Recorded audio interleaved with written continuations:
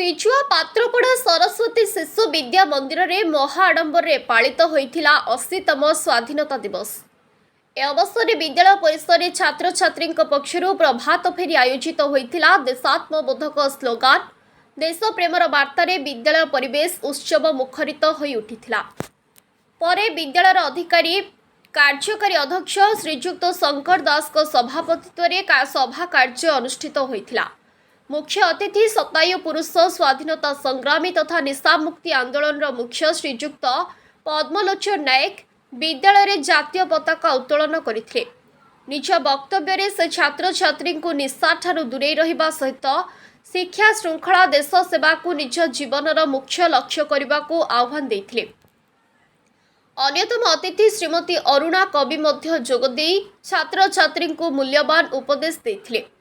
एथिसह विद्यालयर अतिथि गुरुजी श्रीजुक्त पवित्र मोहन साहू, मुख्य प्रशासक श्रीजुक्त सुरेश कुमार नायक, प्रतिष्ठाता सदस्य श्रीजुक्त दुखीश्याम गुमान सिंह, श्रीजुक्त दिलीप कुमार राउतराय प्रमुख उपस्थित रहिथिले। स्वाधीनता दिवस अवसर में छात्र छात्री मध्य विभिन्न प्रतियोगिता मध्य आयोजित होइथिला।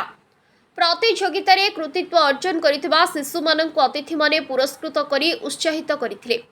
विद्यालय प्रधान आचार्य श्रीमती रीता महापात्र, समस्त अतिथि, अभिभावक, शिक्षक शिक्षयित्री, छात्र छात्री को धन्यवाद अर्पण करथिले।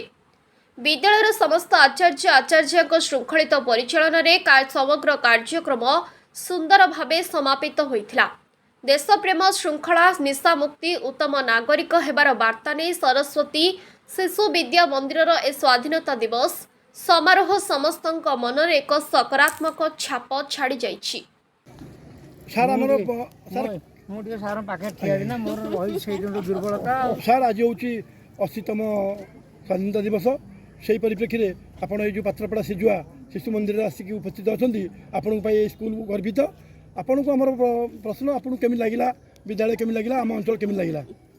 खूब आनंदित एवं ये माने भविष्य से पढ़ुंट एवं से देशर महत्व रक्षा करेंगे एवं समस्त देश को गर्वित करेंगे मैं आशा रखुच्छी।